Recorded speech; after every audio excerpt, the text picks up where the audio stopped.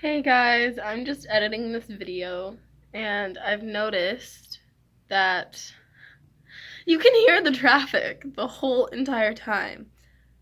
There was somebody blasting music while at the end of me filming this video, and I thought you'd be able to hear that, but you can't. But you can in fact hear the cars. And I am so sorry about that. I'm gonna try and find a different spot in my room to film, maybe the bathroom that has better lighting than in here, I guess. But the only reason why is because I was using my window for natural light.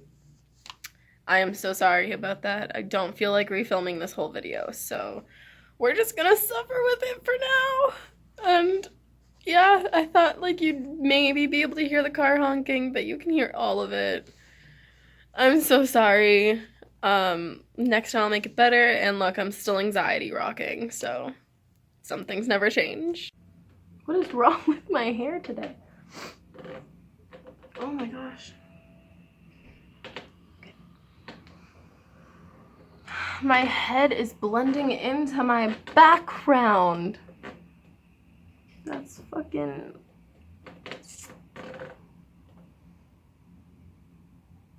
Yes, this is how I'm recording my videos from now on.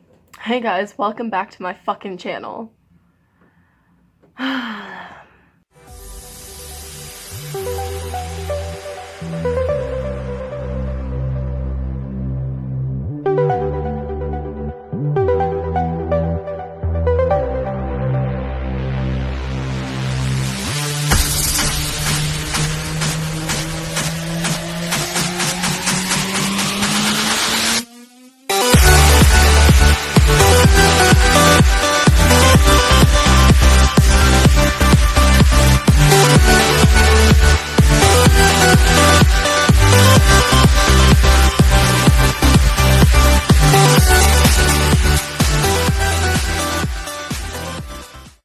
Hey guys, welcome back to my channel. If you're new, welcome to my channel.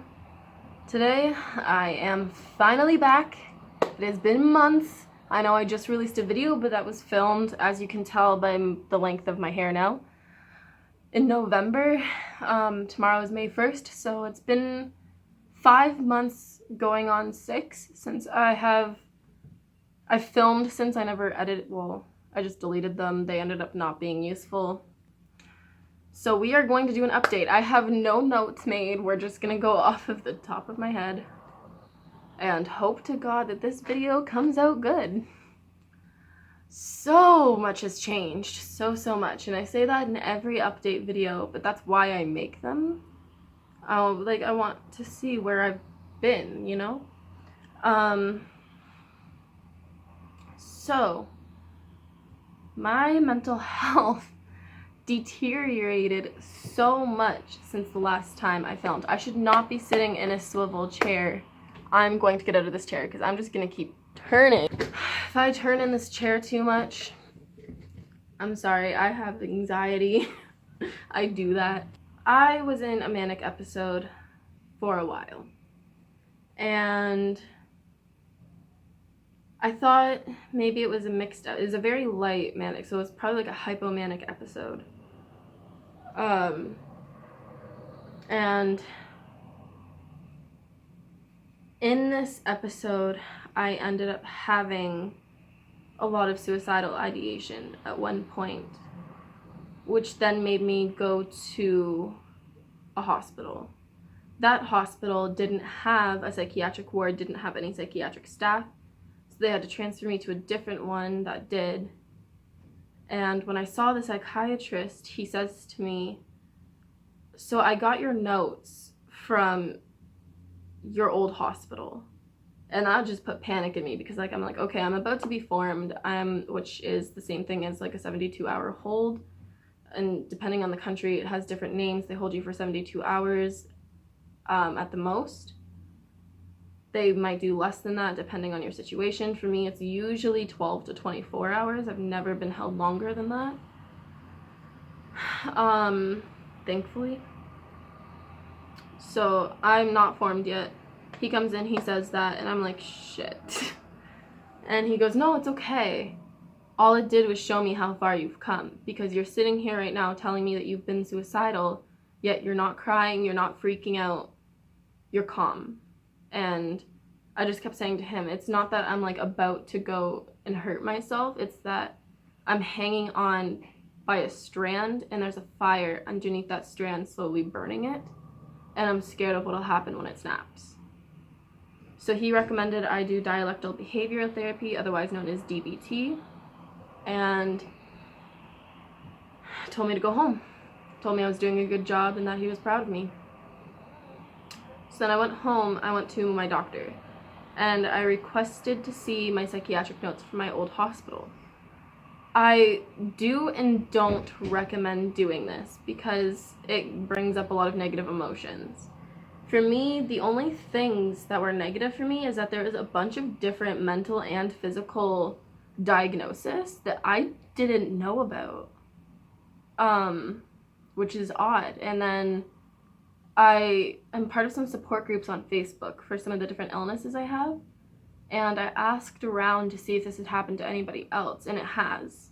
It's actually a really common thing to happen. They just don't tell you about the diagnosis that don't seem relevant.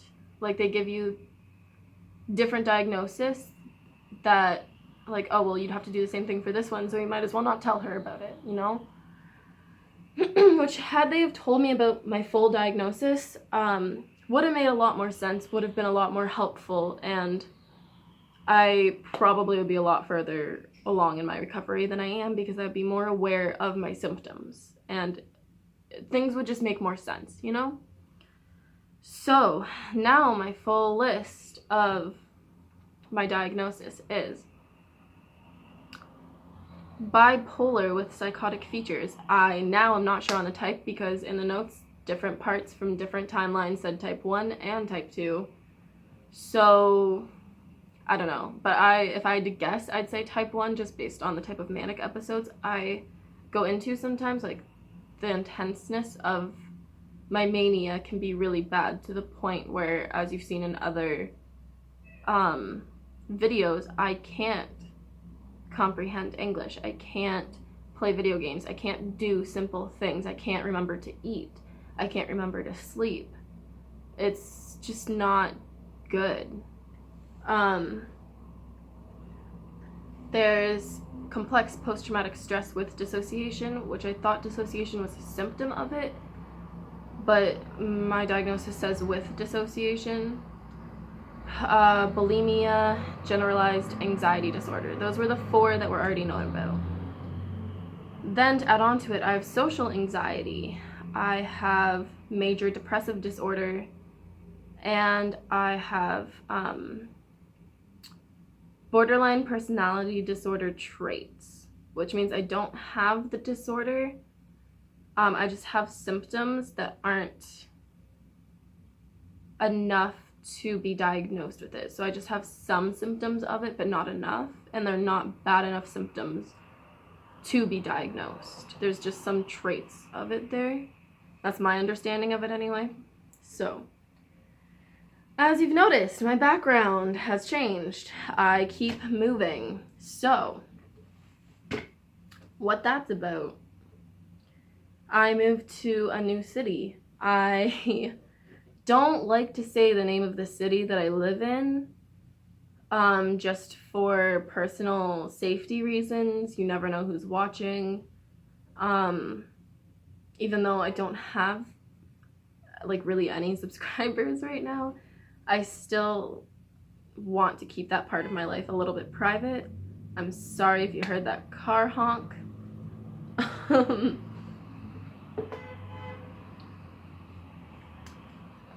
So I moved into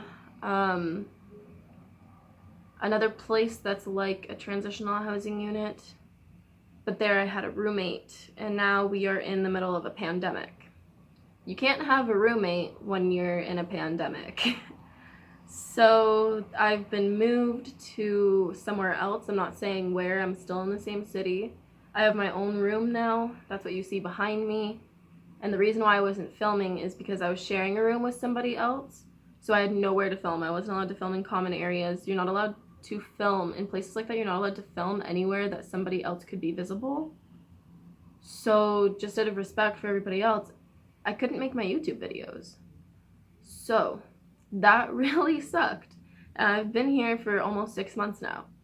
So yeah, I moved not long after I cut my hair. So that's been fun. So now what I'm doing for my recovery